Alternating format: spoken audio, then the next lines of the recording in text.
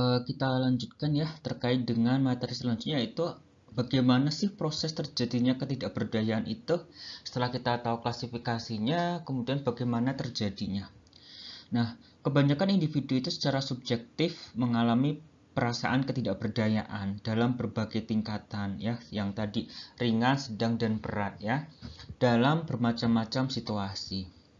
Nah, individu sering menunjukkan respon apatis, ya, marah, ataupun depresi terhadap kehilangan kontrolnya. Nah, pada ketidakberdayaan, klien mungkin mengetahui solusi terhadap masalahnya. Jadi, klien tahu solusinya apa. Akan tetapi percaya bahwa hal tersebut itu di luar dari kendalinya untuk mencapai solusi tersebut. Nah, jika ketidakberdayaan itu berlangsung lama, dapat mengarah kepada keputusasaan. Jadi, di sini perawat harus hati-hati untuk mendiagnosa ketidakberdayaan ini yang berasal atau yang tumbuh dari perspektif pasien, bukan dari asumsinya. Ya, perspektif itu cara pandangnya, bukan dari asumsi atau tebak-tebakannya. Ya, nah, perbedaan budaya dan individu itu terlihat pada kebutuhan pribadinya. Maka, untuk merasa mempunyai kendali terhadap situasinya, misalnya nih, seperti untuk diberitahukan bahwa orang tersebut mempunyai penyakit yang fatal, atau mungkin dia diberitahu terkait dengan dia didiagnosa penyakit, ya itu harus hati-hati di sana, ya, ataupun menyampaikan berita buruk seperti itu. Karena ketika dia itu muncul dari perspektif, itu akan sangat susah sekali ya dirubah. Sehingga kita harus bisa menyampaikan kepada klien bahwa situasi yang akan saat ini ataupun yang akan datang itu adalah situasi yang bisa dikendalikan oleh si klien sendiri, sehingga klien mampu untuk melawan ketidakberdayaan ini sehingga menjadi berdaya ya. Karena kalau tidak, dia akan mengalami yang namanya keputusasaan, sehingga dia tidak memiliki harapan dan lain sebagainya. Nanti secara detail keputusasaan ini bisa kita lihat pada materi selanjutnya, yaitu tentang keputusasaan. Tapi pada dasarnya adalah ketidakberdayaan ini harus dilawan terlebih dahulu sehingga dia bisa mengontrol yang terjadi saat ini dan yang akan terjadi. Ya, cukup jelas ya saya rasa. Kalau ada pertanyaan silakan tanyakan pada kolom komentar. Next.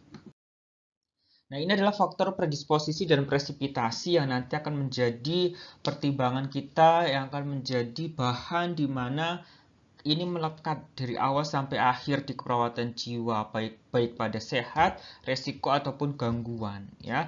Faktor predisposisi adalah faktor-faktor yang terjadi pada saat dia lahir sampai dengan 6 bulan yang lalu. Sedangkan presipitasi adalah faktor-faktor yang terjadi pada saat ini sampai dengan 6 bulan yang lalu. Nah, pembatasnya adalah 6 bulan. Baik, kita akan lihat satu persatu. Next. Baik, ini faktor predisposisi dan presipitasi saya bagi menjadi dua, tapi pada dasarnya dia sama. Dia ada faktor predisposisi itu adalah biologis, psikologis, dan sosiokultural. Pun sama dengan faktor presipitasi, yaitu ada di biologis, psikologis, dan juga sosiokultural. Pembedaannya adalah di waktu pembatasnya yang tadi sudah saya jelaskan pada slide sebelumnya. Baik, next. Baik, kita akan lihat di faktor predisposisi biologis. Di sini faktor predisposisi biologis itu bisa ditanyakan, terutama pada kasus-kasus ketidakberdayaan, itu ada nggak riwayat keturunan, ya bisa jadi orang tuanya atau kedua orang tuanya menderita gangguan jiwa, ada nggak, kemudian gaya hidup misalnya, merokok tidak, alkoholik tidak, penggunaan zat adiktif atau tidak, atau mungkin penggunaan zat terlarang lainnya. Kemudian dia memiliki penyakit kronis atau tidak, riwayat melakukan general check up atau tidak, kemudian tanggal terakhir kapan periksa, dan lain sebagainya ya. Kemudian dia ada riwayat menderita penyakit jantung, paru-paru yang mengganggu pelaksanaan aktivitas harian pasien ini atau tidak. Nah, ini juga perlu diperhatikan bahwa orang-orang yang dia itu mengalami ketidakberdayaan bisa jadi dia memiliki penyakit fisik. Nah, ini kita tanyakan, ada nggak riwayat jantung, paru-paru, atau yang lainnya yang dia derita, sehingga dia mengganggu aktivitas sehari-hari. Dia bekerja sedikit saja lelah, dia ngos-ngosan, dan lain sebagainya. Nah, itu perlu diperhatikan di sini ya. Kemudian adanya riwayat sakit panas lama pada saat balita, kemudian ada kejang atau tidak seperti itu ya. Kemudian ada riwayat trauma kepala atau tidak. Misalkan dia jatuh, kepalanya terbentur nggak bagian depan atau belakang. Nah, itu juga nanti akan mempengaruhi proses mental emosionalnya, sehingga itu juga perlu ditanyakan. Ada cedera kepala atau tidak, jatuh misalnya, dan lain sebagainya. Kemudian ada riwayat penyakit yang diderita atau tidak secara progresif, misalnya yang tidak menimbulkan ketidakmampuan seperti sklerosis multiple, kanker terminal, ataupun AIDS misalnya. Nah, ini adalah faktor predisposisi yang muncul pada saat dia itu lahir sampai dengan 6 bulan yang lalu. Bisa jadi mulai dia lahir di mana, di rumah sakit kah, atau mungkin di dukun dan lain sebagainya ya, paraji ya, namanya paraji dan lain sebagainya ya. Itu bisa Anda tanyakan di faktor predisposisi biologis. Next.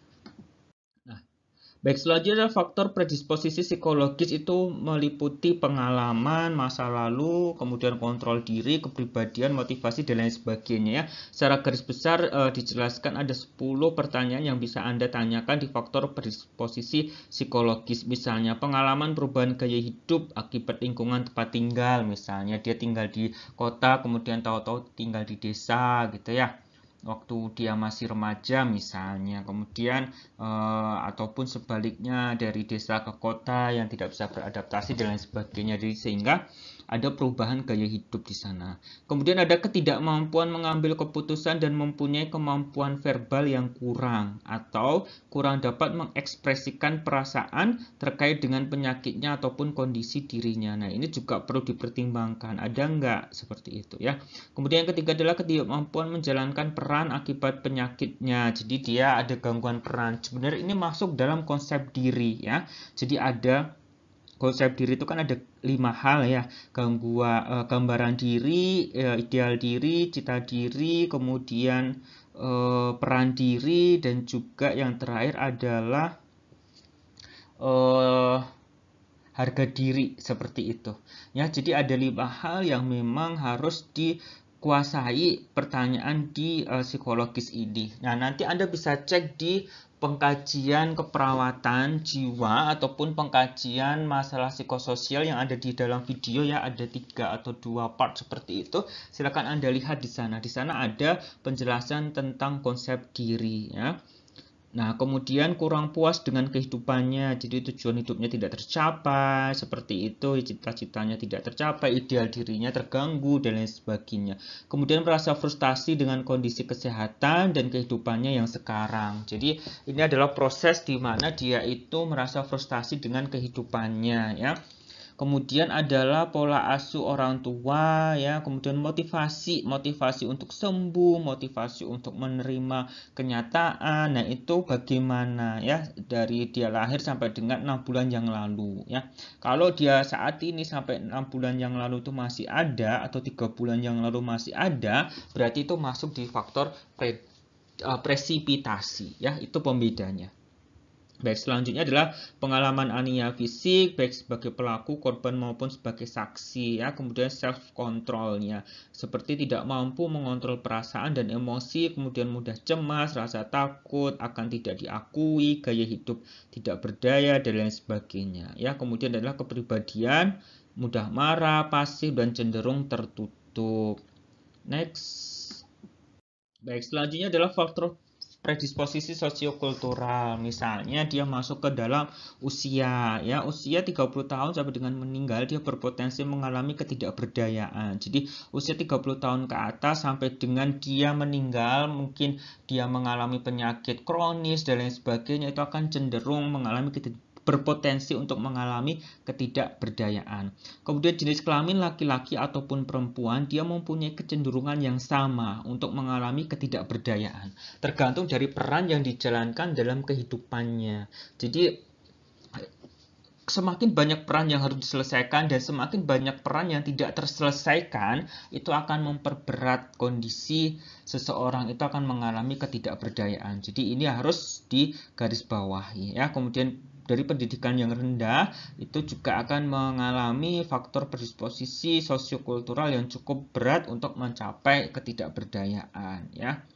Kemudian kehilangan kemampuan melakukan aktivitas akibat proses penuaan ya, seperti pensiun, kemudian defisit memori, defisit motorik, ataupun status finansial yang berkurang, atau orang terdekat yang berlangsung lebih dari 6 bulan. Jadi ini harus kita kaji lebih dalam. Ini 6 bulan yang lalu ya, dari lahir sampai dengan 6 bulan yang lalu. Kemudian adanya norma individu atau masyarakat yang mengalami kontrol, misalnya kontrol lokus internal. Kemudian dalam kehidupan sosial cenderung ketergantungan itu dengan orang lain ya, tidak mampu berpartisipasi dalam sosial kemasyarakatan secara aktif ataupun enggan bergaul dan kadang menghindari dari orang lain. Nah, ini adalah faktor predisposisi sosiokultural di mana akan menjadi faktor yang menjadi faktor predisposisi ya untuk si klien ini ya. Kemudian pengalaman sosial kurang aktif dalam kegiatan masyarakat. Jadi dia tidak terlibat dalam pengajian, dia tidak terlibat dalam ronda, RT ataupun kegiatan-kegiatan sosial yang lainnya ya. Kurang terlibat dalam kegiatan politik baik secara aktif maupun secara pasif. Ya, dia tidak terlibat di dalam pengurus RT atau tidak terlibat dengan warga sekitar dan lain sebagainya. Nah, itu adalah faktor predisposisi sosiokultural yang bisa terjadi pada klien yang mengalami ketidakberdayaan. Oke, baik, next. Baik, selanjutnya kita ke faktor presipitasi seperti yang tadi sudah saya jelaskan bahwasanya pembedanya ada di waktu. Jadi ini adalah 6 bulan yang lalu sampai dengan saat ini. Ada enggak di sana? Next. Baik, nah di faktor biologis itu akan kita lihat penyakitnya ya. Dia menderita suatu penyakit dan harus dilakukan terapi tertentu atau tidak, seperti itu. Kemudian dia kambuh dari penyakit kronis selama 6 bulan terakhir ada atau tidak. Kemudian dalam 6 bulan terakhir itu dia mengalami infeksi otak atau mungkin kecelakaan atau trauma kepala atau tidak, seperti itu ya. Kemudian terdapat gangguan sistem endokrin ya, terutama ini ada pengobatan-pengobatan yang sudah dilakukan selama 6 bulan terakhir sampai dengan saat ini. Kemudian ada penggunaan alkohol, obat-obatan, kafein atau tembakau. Jadi minum kopi, merokok itu juga perlu ditanyakan dan itu masuk dalam faktor presipitasi biologis. Kemudian mengalami gangguan tidur atau istirahat, kemudian kurang mampu menyesuaikan diri terhadap budaya, ras, etnik, dan gender ya. Kemudian adanya perubahan gaya berjalan, koordinasi ataupun keseimbangan. Jadi ini adalah proses faktor presipitasi biologis yang nanti Anda bisa tanyakan kepada klien Anda yang mengalami ketidakberdayaan. Baik, next. Baik, selanjutnya adalah faktor biologis, faktor predisposisi, faktor presipitasi biologis. Nah, di sini masuk di dalam perubahan gaya hidup akibat menderita penyakit kronis. Jadi dia ada perubahan gaya hidup yang dulunya dia mandiri, sekarang harus tergantung misalnya. Nah, itu nanti akan mempengaruhi apa saja? Ya, akan mempengaruhi tentang konsep dirinya, seperti itu yang tadi kita bahas, mulai dari gambaran diri, ideal diri, harga diri, peran diri, sampai dengan ideal diri yang memang itu menjadi konsep diri yang harus dipenuhi ya, seperti itu. Oke, tidak dapat menjalankan pekerjaan, hobi, kesenangan, dan aktivitas sosial yang berdampak pada keputusasaan. Nah, ini yang tadi disampaikan, kalau dia ada perubahan gaya hidup yang dari awalnya mandiri kemudian tergantung, itu pasti akan ada pekerjaan, hobi, ataupun kesenangan atau aktivitas sosial itu yang akan berdampak yang akhirnya menjadi keputusasaan. Selanjutnya adalah perasaan malu dan rendah diri ya, karena ketidakmampuan melakukan aktivitas sehari-hari akibat tremor ya, seperti itu, kemudian nyeri, kemudian kehilangan pekerjaan ya. Konsep diri ini terganggu seperti yang tadi sudah kita jelaskan. Kemudian kehilangan kemandirian atau perasaan ketergantungan dengan orang lain itu dia meningkat. Nah, ini adalah faktor presipitasi atau faktor pencetus di mana dari psikologisnya ya. Nah, bisa jadi ketidakberdayaan ini dimulai dari harga diri rendah situasional. Jadi kondisi-kondisi tertentu dia menyebabkan tidak nyaman, dia menyebabkan ketergantungan seperti itu, akhirnya dia memunculkan ketidakberdayaan. Ya, baik. Next. Baik, yang terakhir adalah faktor presipitasi sosiokultural, di mana dia akan kehilangan pekerjaan dan penghasilan ya, kemudian dia tinggal di pelayanan kesehatan yang dipisahkan dari keluarganya ya. Bisa jadi ini terjadi pada kasus-kasus terkonfirmasi COVID-19 ya. Nah, nanti faktor presipitasi akan muncul pada sosiokulturalnya. Jadi dia akan tinggal di shelter atau mungkin isoman dan lain sebagainya, sehingga dia tidak bertemu atau berinteraksi dengan banyak orang ataupun dengan keluarga terdekatnya. Nah, ini juga hambatan interaksi interpersonal akibat penyakitnya maupun penyebab yang lainnya. Nah, ini juga perlu diperhatikan bahwa faktor presipitasi sosiokultural ini akan berdampak pada interaksi interpersonal yang dia itu akan menyebabkan yang lainnya ya. Kemudian akan kehilangan kemampuan melakukan aktivitas, kemudian adanya perubahan dari status kuratif menjadi paliatif. Jadi proses penyakit dan lain sebagainya, dan tidak bisa menjalankan kegiatan ibadah, sosial dan lain sebagainya terkait dengan keikutsertaan atau berpartisipasi di dalam masyarakat ya. Baik, next. Baik, ini adalah faktor penilaian terhadap stresor. Jadi ini juga akan kita lihat bahwa faktor predisposisi kita sudah ketahui, faktor presipitasi kita sudah ketahui. Selanjutnya kita ke faktor penilaian terhadap stresor, ada kognitif, afektif, fisiologis, perilaku, dan sosial. Nah, ini ada 5 hal yang memang juga melekat pada kasus pada kasus sehat, resiko, dan juga gangguan. Ya, pada kasus sehat biasanya pada remaja sampai dengan dewasa seperti itu, sampai dengan lansia, dan nanti ditambahkan dengan bakat, minat dan bakat ya, untuk terutama pada remaja. Nah, Anda bisa menanyakan faktor penilaian terhadap stresor itu, nanti tanda-tandanya akan kita bahas satu persatu. Tapi pada dasarnya Anda bisa menanyakan terkait dengan faktor penilaian terhadap stresor kognitif, apa yang Anda pikirkan terkait dengan penyakit ini, apa afektif, apa yang Anda rasakan terkait dengan penyakit ini, fisiologis, ada nggak sih perubahan-perubahan dalam diri Anda atau dalam tubuh Anda setelah Anda mengalami penyakit ini, misalnya susah tidur atau gampang tidur, gampang ngantuk dan lain sebagainya ya.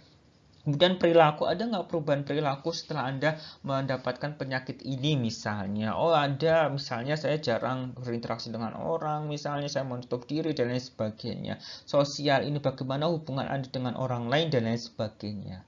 Ya, jadi ada 5 hal yang memang ini harus ditanyakan dan dia itu saling berkaitan. Ya, simpelnya kalau nanti pada saat praktek setelah Anda menanyakan faktor predisposisi, faktor presipitasinya, nanti akan menanyakan faktor penilaian terhadap stresor, apa yang Anda pikirkan, apa yang Anda rasakan, ada nggak perubahan dalam tubuh Anda, ada nggak perubahan dalam perilaku dan sosial Anda. Ya, itu yang bisa Anda tanyakan secara rigid pada slide selanjutnya. Next.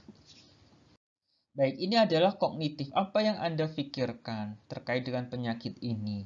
Nah, bisa jadi dia akan mengungkapkan ketidakpastian tentang fluktuasi tingkat energi, ketidakpastian tentang pengobatannya, ketidakpastian tentang kapan dia sembuh dan lain sebagainya. Ya, kemudian dia mengungkapkan ketidakpuasan dan frustasi terhadap kemampuan untuk melakukan tugas dan aktivitas sebelumnya.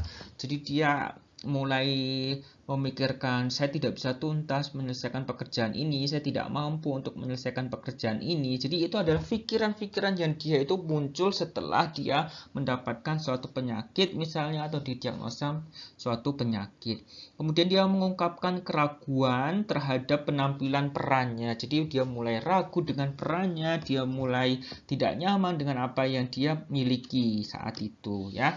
Kemudian adalah mengungkapkan dengan kata-kata bahwa tidak mempunyai kendali atau pengaruh terhadap situasi perawatan diri dan hasil.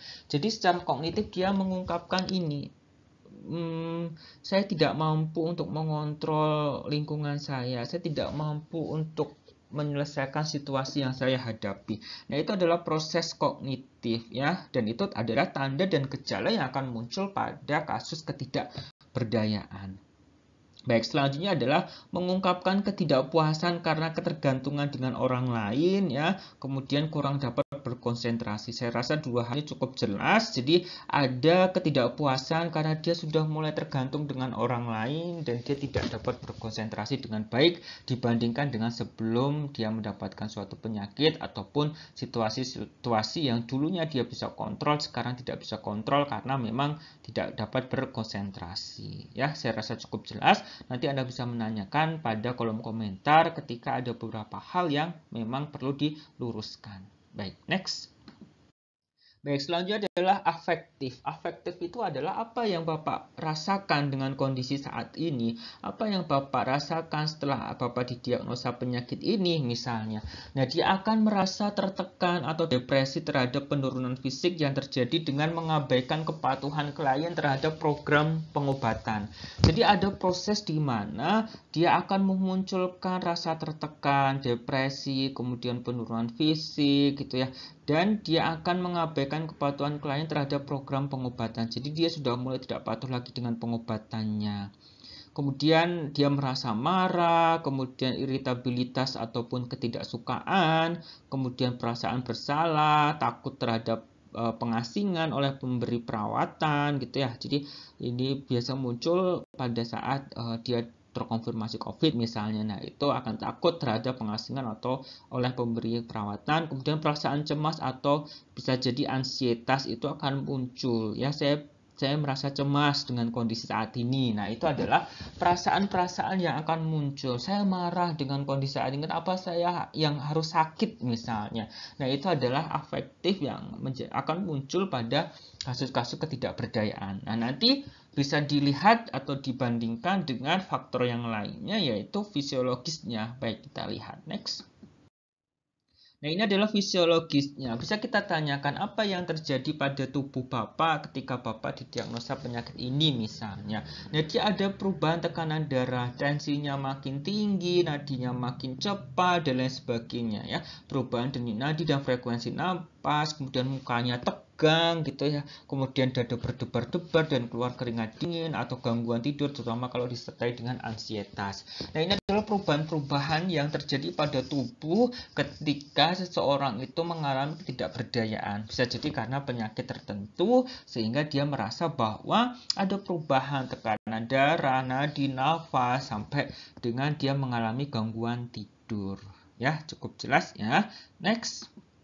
Baik, selanjutnya adalah di perilaku. Apakah ada perilaku-perilaku yang berubah ketika Bapak mendapatkan penyakit ini misalnya? Ya, ada nih ketergantungan terhadap orang lain, jadi saya makin tergantung nih, apa-apa harus dibantu, ke toilet dibantu, pakai baju dibantu, dan lain sebagainya. Ya, kemudian tidak ada pertahanan pada praktik perawatan diri ketika ditantang. Jadi ya sudahlah saya ikut. Jadi tidak ada rasa untuk kenapa sih harus dilakukan ini dan lain sebagainya. Jadi dia hanya ngikut saja seperti itu ya. Kemudian tidak memantau kemajuan pengobatan, tidak berpartisipasi dalam perawatan atau mengambil keputusan pada saat diberikan kesempatan. Jadi dia akan lebih ke proses pasif ya, ini kepasifan ataupun hingga apatis. Kemudian ada perilaku menyerang ya.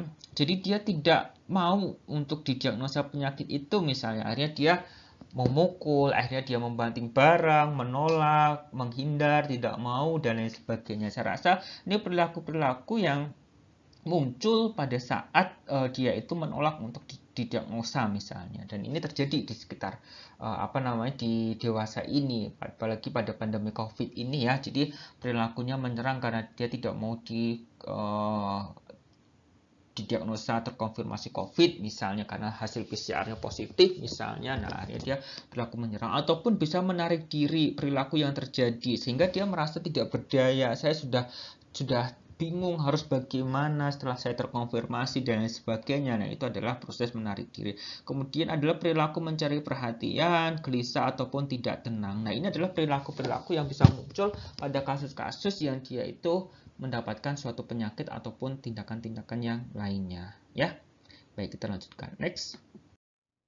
Baik, selanjutnya adalah sosial. Sosial itu apa? Sosial itu adalah enggan untuk mengungkapkan perasaannya yang sebenarnya. Jadi dia akan memunculkan bahwa saya tidak mau untuk melakukan ini, saya sedih untuk melakukan ini. Jadi dia interaksi antara satu dengan yang lain, dia tidak jujur seperti itu ya. Kemudian ketidakmampuan untuk mencari informasi tentang perawatannya. Jadi dia sudah enggan untuk melakukan apapun karena dia berpikiran bahwa saya tidak bisa mengontrol kondisi ini, jadi dia tidak mampu dan tidak mau untuk mencari informasi tentang perawatannya yang sesuai.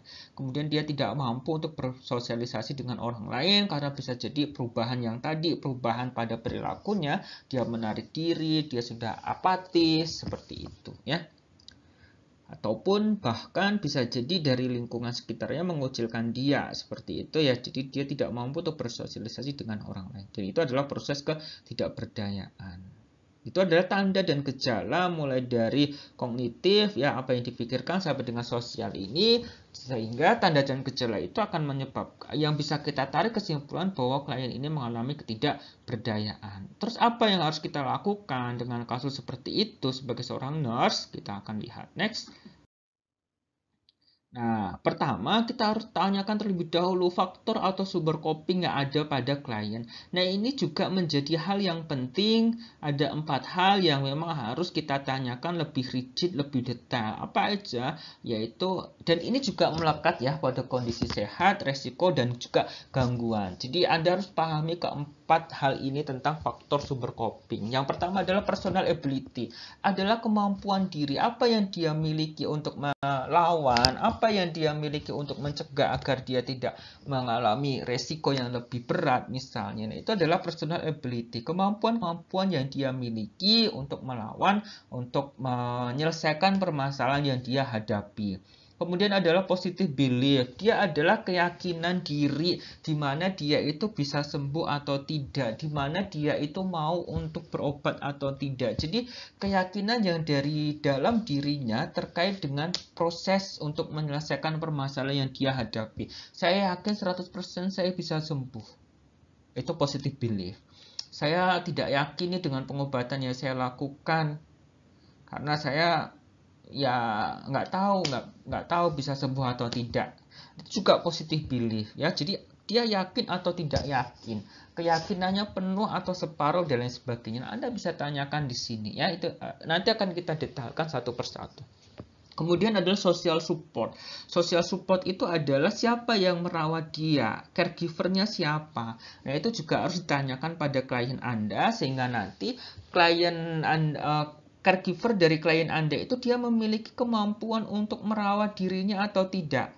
Dia memiliki kemampuan untuk menyelesaikan permasalahan yang dihadapi oleh klien atau tidak. Misalnya kliennya sesak nafas. Caregivernya atau orang yang merawat tahu nggak ketika dia sesak nafas harus bagaimana.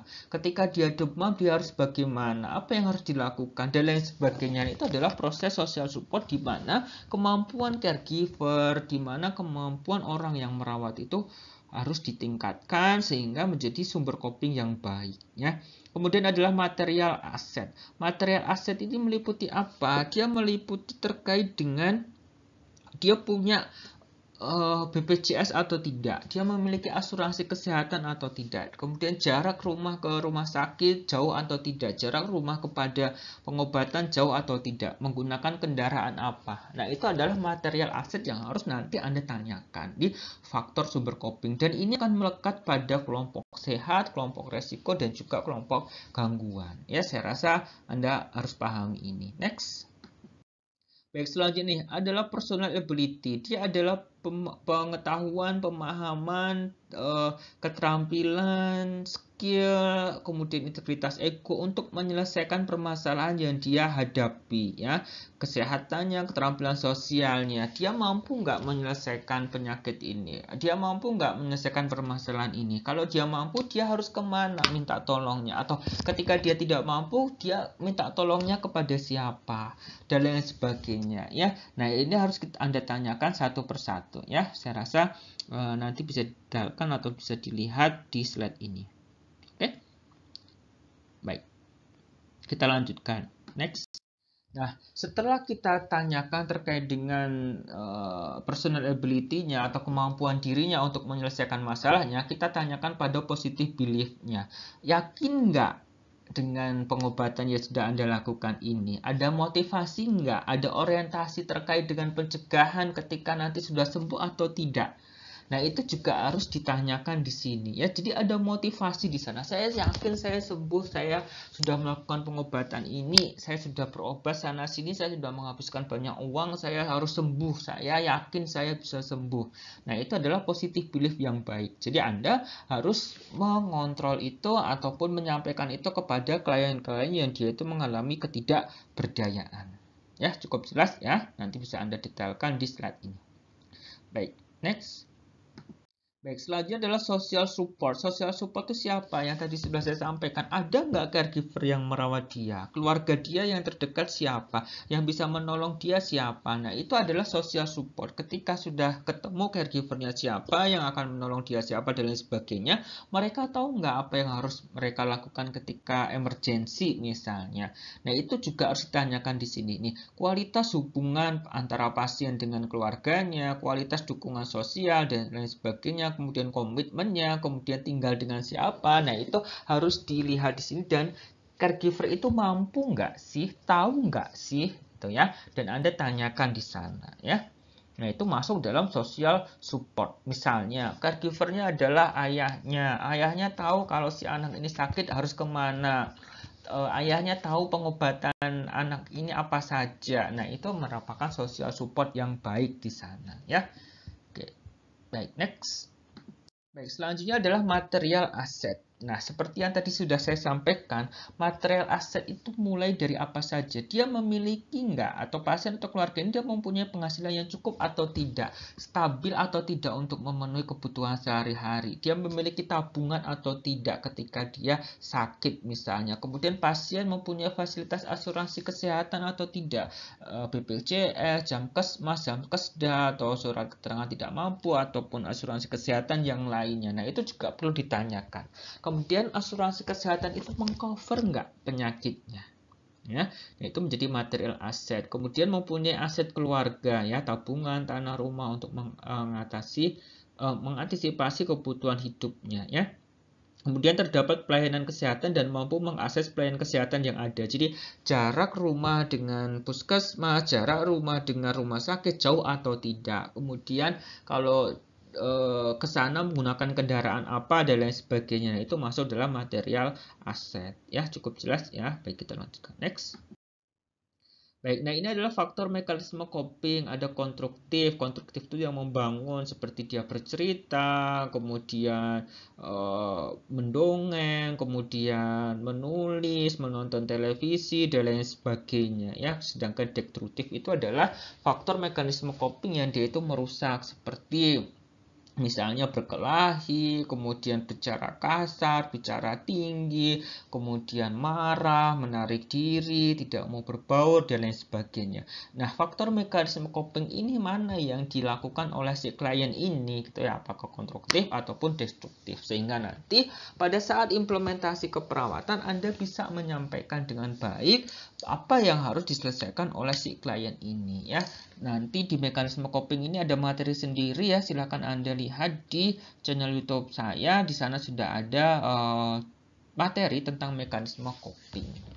Oke, kita lanjutkan. Next. Nah, ini adalah tujuan intervensi keperawatan pada ketidakberdayaan. Tujuan umumnya dan tujuan khususnya. Umumnya apa? Klien akan menunjukkan kepercayaan kesehatan dengan kriteria. Satu, merasa mampu melakukan. Kemudian merasa dapat mengendalikan dan merasakan ada sumber-sumber yang dia itu bisa menyelesaikan permasalahannya. Ya.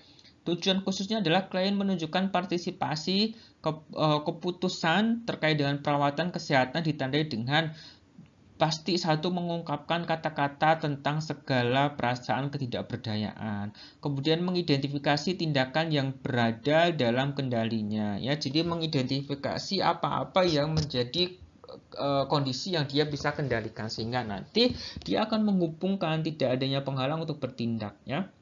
Kemudian dia akan mengungkapkan dengan kata-kata kemampuan untuk melakukan tindakan yang diperlukan, kemudian melaporkan dukungan yang adekuat dari orang terdekat termasuk teman dan tetangga, kemudian melaporkan waktu, keuangan pribadi, asuransi kesehatan yang memadai, dan juga melaporkan ketersediaan alat bahan pelayanan dan transportasi yang tadi sudah dijelaskan terkait dengan material aset. Nah, harapannya adalah klien bisa mengungkapkan ini semuanya. Sehingga apa yang harus kita lakukan? Next.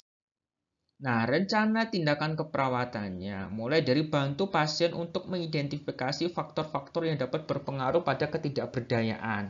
Rasionalnya kenapa kita harus identifikasi hal-hal tersebut? Karena hal-hal yang berpotensi dapat dikendalikan itu dapat digunakan sebagai sumber kekuatan atau power bagi si klien. Jadi nanti akan kita list mana-mana yang dia bisa kerjakan dan mana-mana yang dia tidak bisa kerjakan, ya.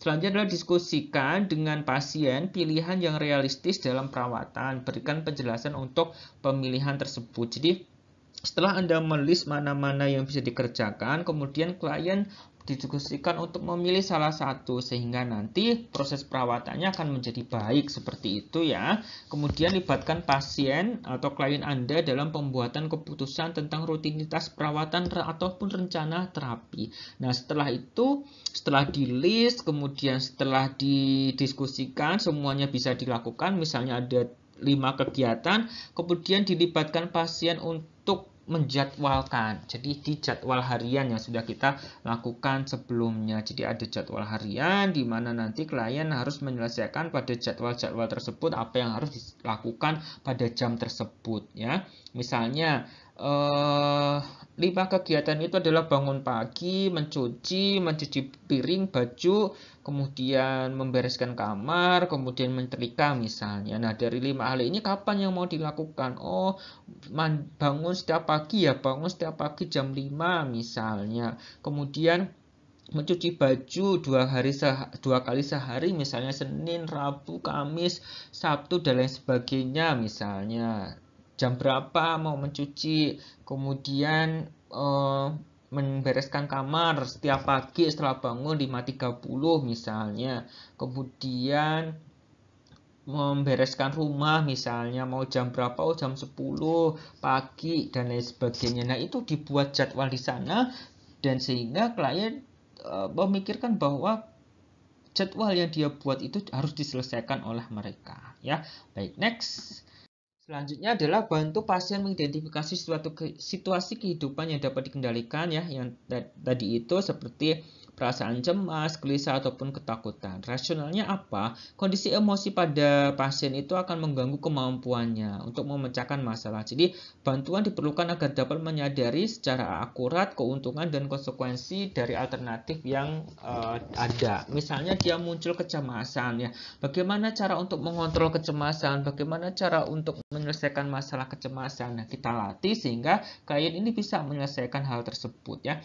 Kemudian adalah bantu klien mengidentifikasi situasi kehidupan yang tidak dapat ia kendalikan ataupun adiksi ya. Diskusikan dan anjurkan untuk melakukan ataupun manipulasi terhadap kondisi-kondisi yang sulit dikendalikan, misalnya afirmasi. Afirmasi itu dia melawan ya pikiran-pikiran negatifnya ya. Nah, rasionalnya adalah dorong pasien untuk mengungkapkan perasaan yang berhubungan dengan ketidakmampuan sebagai upaya mengatasi masalah yang tidak terselesaikan dan menerima hal yang dapat diubah. Jadi dia memberikan afirmasi positif pada pikirannya sehingga apa-apa yang memang tidak bisa ia selesaikan ya tidak masalah gitu ya. Tidak masalah tidak ia selesaikan, tapi dia bisa menyelesaikan hal-hal lain yang dia bisa kontrol seperti itu ya. Nah, selanjutnya adalah bantu pasien mengidentifikasi faktor pendukung, kemudian kekuatan-kekuatan diri ya, misalnya kekuatan baik itu berasal dari diri, keluarga, orang terdekat ataupun teman. Jadi ini adalah untuk social support pendukungnya ya. Baik, next. Nah, selanjutnya adalah sampaikan kepercayaan diri terhadap kemampuan pasien untuk menangani keadaan dan sampaikan perubahan positif dan kemajuan yang dialami pasien setiap hari. Nah, ini dilakukan ketika nanti sudah pertemuan kedua ataupun pertemuan ketiga. Jadi ada evaluasi validasi apa yang sudah baik yang dilakukan ya berdasarkan dari jadwal harian yang sudah dibuat oleh klien yang sudah kita sepakati di awal-awal tadi ya. Nah, selanjutnya adalah biarkan pasien mengemban tanggung jawab sebanyak mungkin atas praktik perawatan dirinya ya. Dorong kemandirian pasien tetapi bantu pasien jika tidak dapat melakukannya. Di antaranya adalah berikan umpan balik positif untuk keputusan yang telah dibuat agar pasien termotivasi dengan apa yang sudah ia lakukan ya. Kalau ada pertanyaan silakan ditanyakan pada kolom komentar. Selanjutnya adalah praktikum. Ya, silakan Anda melakukan asuhan keperawatan pada kelompok risiko dengan ketidakberdayaan. Jadi berpasangan. Nanti ada dua ya, ketidakberdayaan dan keputusasaan. Jadi satu pasang itu dua orang, ya, satu orang ketidakberdayaan dan satu orang keputusasaan. Jadi nanti bergantian saja, seperti pada kelompok-kelompok sebelumnya ataupun baik itu pada sehat ya, resiko pun juga sama, nanti berkebalikan saja. Ya, ini sebagai dasar Anda untuk uprak sehingga nanti Anda bisa menyelesaikan kelompok resiko ini dengan baik. Oke? Saya rasa itu saja yang bisa saya sampaikan. Jika ada pertanyaan, silakan tanyakan pada kolom komentar. Ya, baik. Next. Terima kasih. Kita ketemu lagi di materi selanjutnya. Stay tune di channel YouTube ini. Subscribe bagi yang belum subscribe, like dan share ya. Banyak hal yang bermanfaat khususnya di keperawatan jiwa secara umum pada keperawatan dan kesehatan ya. Sukses untuk semuanya. Semoga semuanya dalam keadaan sehat dan dijauhkan dari COVID-19 ini. Saya akhiri perkuliahan ini. Wassalamualaikum warahmatullahi wabarakatuh. Kita ketemu lagi di materi yang kedua yaitu tentang keputusasaan. See you on the next video.